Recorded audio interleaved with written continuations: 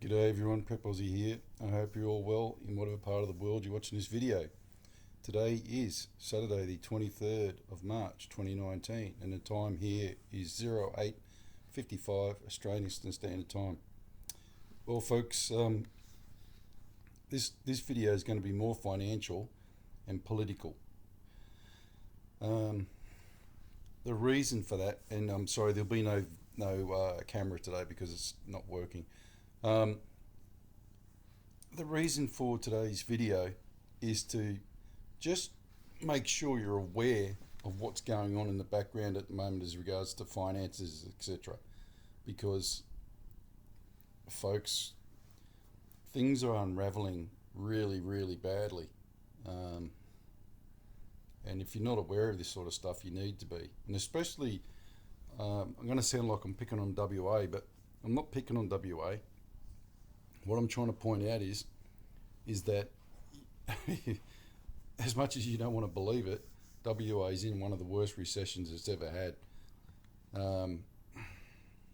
Look, this is from today's West Australian. Chinese iron ore imports predicted to plummet as property pumping wound back. Now, the property pumping is obviously in China, not Australia.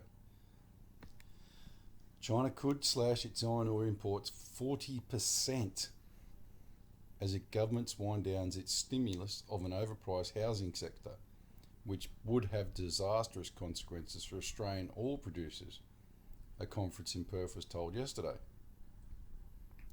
Now, folks,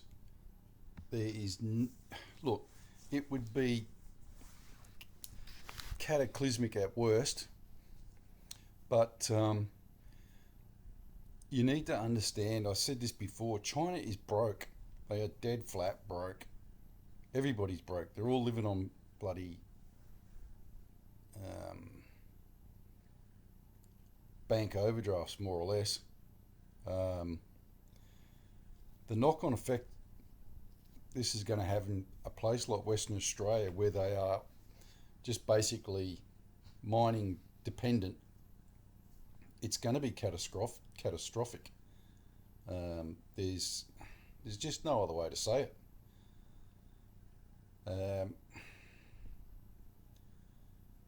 I wouldn't be living in. I used to live in WA, but I don't anymore. I love WA, but I couldn't live there anymore because of the fact that I knew what was coming. And it is going to be bad, folks. There's no two ways about it. Just to back this up, folks, of what's going on in WA. Excuse me. You have to understand that the economy's boom finished years ago, or the economic boom, the mining boom in WA. It finished a couple of years before the Coalition Party got out. Now you've got a Labor government in. And, you know, they're pledging this and that and everything else. But the problem is that it's just not there's not the background to be able to get these jobs. Now listen to this. Not a single extra West Australian job is in a job compared to 9 months ago. Not a single extra West Australian is in a job compared to 9 months ago. Now that's a staggering statistic. 9 months. So these guys here, who've been in power now for nearly 2 years, have not added one extra job in 2 years. It says 9 months, but this has been going on for 2 years now, folks. So for the last 4 years, and people forget this, West Australia has been in the doldrums. 4 years. The unemployment rate in Western Australia is it's here somewhere, let me have a look. 6.9%. Or was that WA's unemployment rate apparently fell dramatically last month from 6.9 to 5.9%. But it actually didn't, because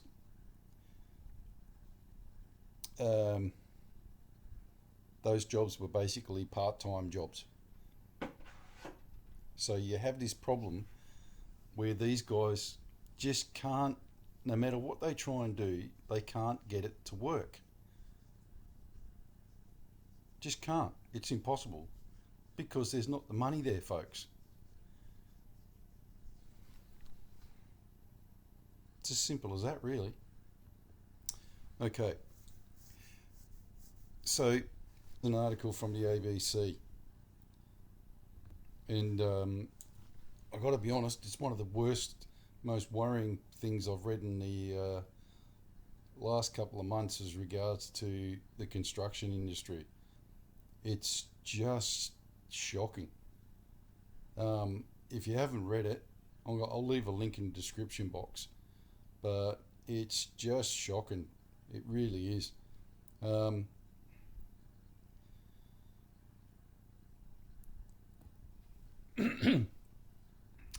This is something that did amaze me, though. Basically, what it's saying is that construction in Australia is just free falling.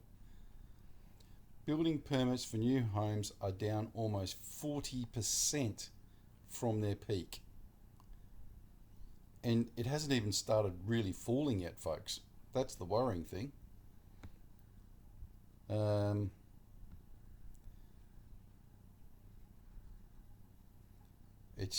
I tell you, it's just shocking to read this. Once again, it's mentioned in here that the RBA, the Australian Bank of Australia, Royal Bank of Australia, is saying that if they have to, they will lower interest rates again.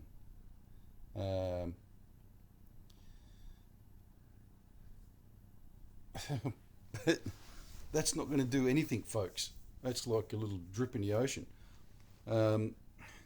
This is now so bad that you actually have builders or people in Melbourne, Sydney, and Brisbane, etc., who are now looking for other work. Like they can't get work as a carpenter, a tiler, or whatever. It's just that bad. Now, you don't need to be Einstein to realise that what happens if you lose 8% of if it's the fourth biggest section of your GDP, then what happens when that collapses? It's just very simple maths, folks. You don't have to be Einstein to work it out. There's no underlying way to prop this up. You can't. It's just not going to happen. And, don't forget that construction is not like it used to be either.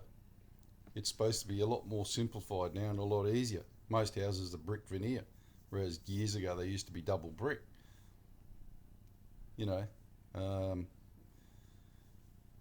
So this is really shocking, folks. You got to read this article to believe it.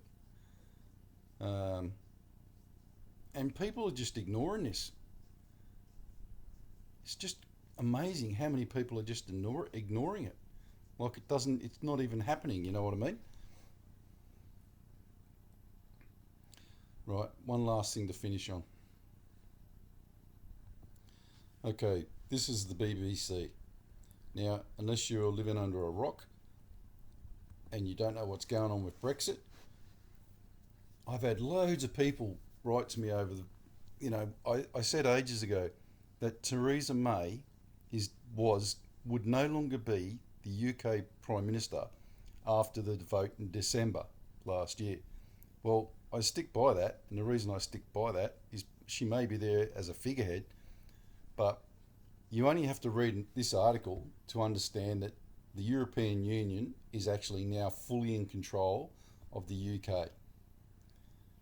That might sound funny, but that's actually what this is all about, folks. The EU is now fully in control of what's going on in the UK politics.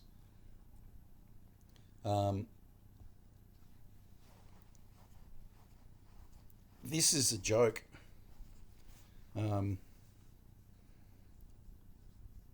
It's so bloody sad, it's not even funny.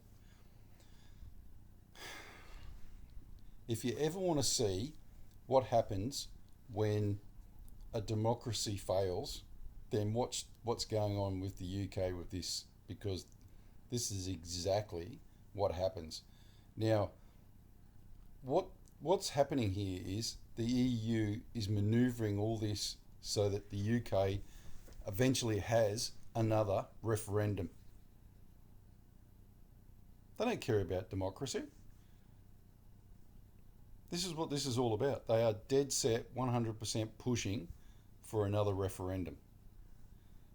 So, for all you people who voted yes to leave, well, you better get prepared because you're going to have another vote.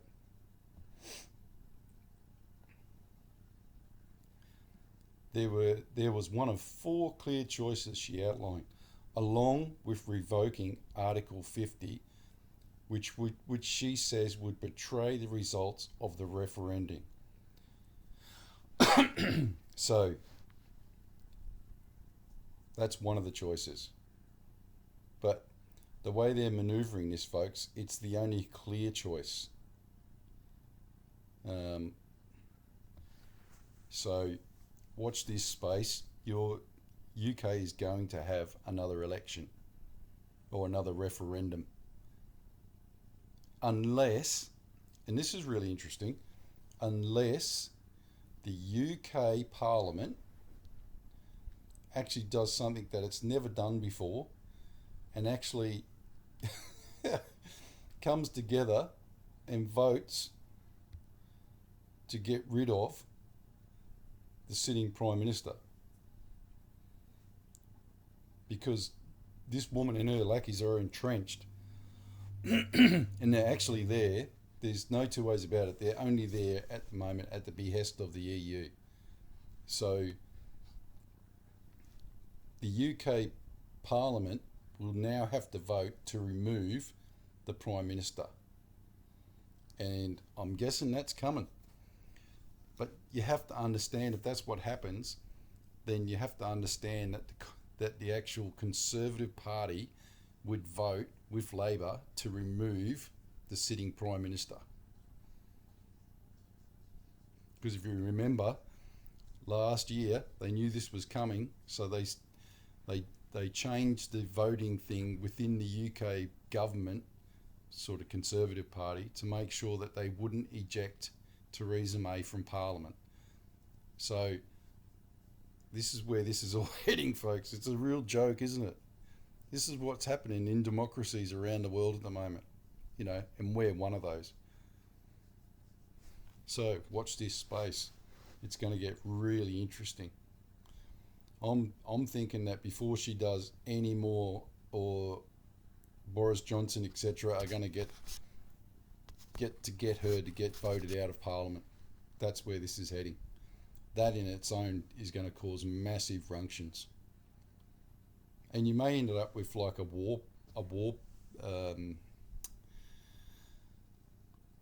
cabinet, a mixture of Conservative and Labor, to get Britain out of this mess that it's in. Okay, folks, and as always, we'll finish with the prayers. Verse of the day: the armour of God. Finally, be strong in the Lord and in his mighty power. Put on the full armour of God, so that you can take your stand against the devil's schemes. Very good. And as always, folks, we'll finish with the Lord's Prayer. Our Father, which art in heaven, hallowed be thy name. Thy kingdom come, thy will be done, in earth as it is in heaven. Excuse me. Give us this day our daily bread, and forgive us our debts as we forgive our debtors. And lead us not into temptation, but deliver us from evil. For thine is the kingdom and the power and the glory forever and ever. Amen. All right, folks. God bless. Prep out.